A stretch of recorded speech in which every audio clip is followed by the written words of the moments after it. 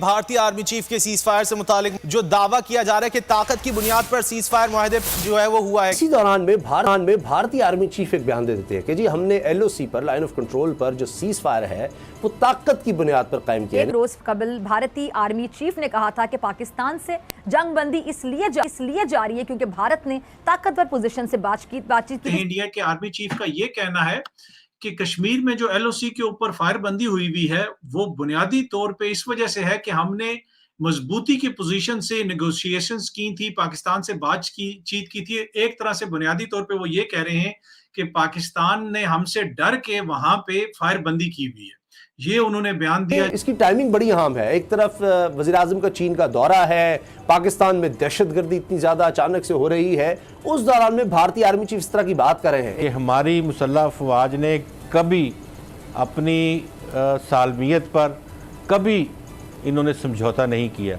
इस आर्मी ने कारगिल में अपने बंदे छोड़ दिए थे। वीडियोस अवेलेबल हैं सर, यूट्यूब पे वीडियोस अवेलेबल है जिसमें बाद में हमने इनके बंदों को दफनाया, वहां पे नमाज जनाजा हमने पढ़ी। जो फौज सर अपने खुद के बंदों को मना कर दे, ये तो थे ही नहीं वहां पे, ये तो हमारे हैं ही नहीं, these people are not ours. तो उस फौज का क्या कैरेक्टर है? जय हिंद दोस्तों, a very warm welcome to Hindustan special channel. जैसा कि दोस्तों आपने क्लिप में देखा, पाकिस्तान भारतीय आर्मी चीफ के बयान से बौखला गया है। दरअसल सच सामने आने पर अब पाकिस्तान की चीखें निकल रही हैं।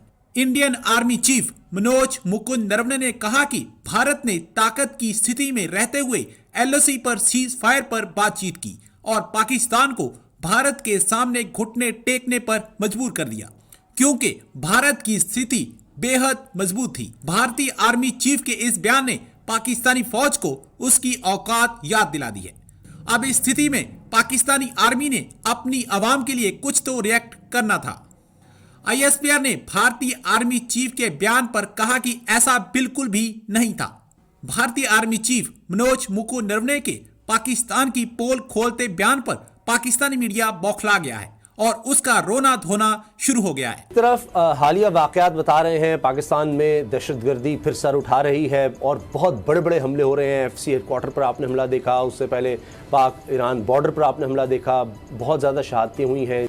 इसी दौरान में भारतीय आर्मी चीफ एक बयान दे देते हैं कि जी हमने एलओसी पर, लाइन ऑफ कंट्रोल पर जो सीज फायर है वो ताकत की बुनियाद पर कायम किया है। नहीं, इतने हम ताकतवर हैं कि हमने पाकिस्तान को दबा कर या पता नहीं किस तरह हमने उसको कहा कि जी ये अब यहाँ पर सीज फायर होना है। गुलाम नबी साहब, ये इसकी टाइमिंग बड़ी अहम है। एक तरफ वज़ीर-ए-आज़म का चीन का दौरा है, पाकिस्तान में दहशतगर्दी इतनी ज़्यादा अचानक से हो रही है, उस दौरान में भारतीय आर्मी चीफ इस तरह की बात कर रहे हैं। ये जब इस तरह के बयान आता है तो फिर जाहिर है कि एक गुस्सा तो आता है कि जी एक तरफ अमन को अगर आप कमज़ोरी कहेंगे तो फिर शुरू कर देते हैं जी वही हालात, फिर ईंट का जवाब पत्थर से देना शुरू कर देते हैं। तो इसमें तो किसी को कुछ हासिल नहीं।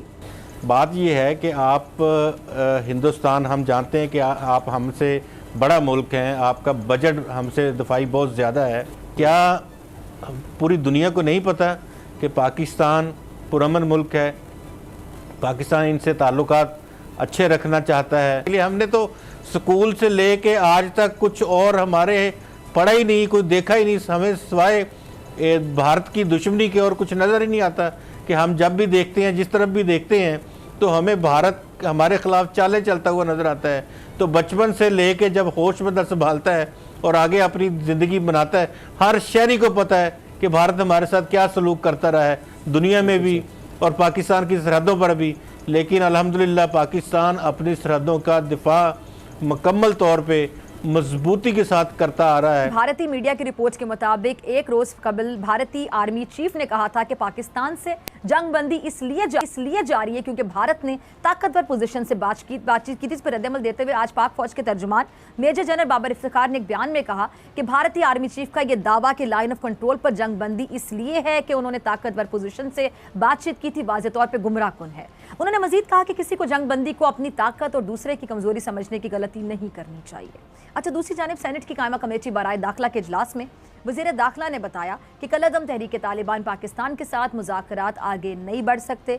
कलअदम तंजीम ने जो शराइत रखी थी वो काबिल कबूल नहीं थी, जबकि सीज़ फायर कलअदम तंजीम ने खुद ख़त्म किया। उन्होंने मजीद ये कहा कि अब फिर हमारा वफ़द बातचीत के लिए गया है, मगर इतलात मुज़ाकरात कामयाब नहीं होंगे। अब कलअदम TTP से जंग होगी, इसके अलावा कोई रास्ता नहीं। पहली खबर है, इंडियन आर्मी चीफ ने LOC कश्मीर के हवाले से पाकिस्तान के मुतालिक कोई बयान दिया है, उसके ऊपर पाकिस्तान आर्मी की जानिब से रद्द-ए-अमल भी आया है। इंडिया के जो वो हैं आर्मी चीफ, उन्होंने पाकिस्तान से मुतालिक बयान दिया है, LOC से मुतालिक बयान दिया है। इसको इंडियन मीडिया ने भी कवर किया है और उनके जिसको COS भी कहते हैं, आर्मी चीफ भी कहते हैं, इंडिया के आर्मी चीफ का ये कहना है कि कश्मीर में जो LOC के ऊपर फायरबंदी हुई है वो बुनियादी तौर पे इस वजह से है कि हमने मजबूती की पोजीशन से नेगोशिएशंस की थी, पाकिस्तान से बातचीत की थी। एक तरह से बुनियादी तौर पे वो ये कह रहे हैं कि पाकिस्तान ने हमसे डर के वहां पे फायरबंदी की हुई है।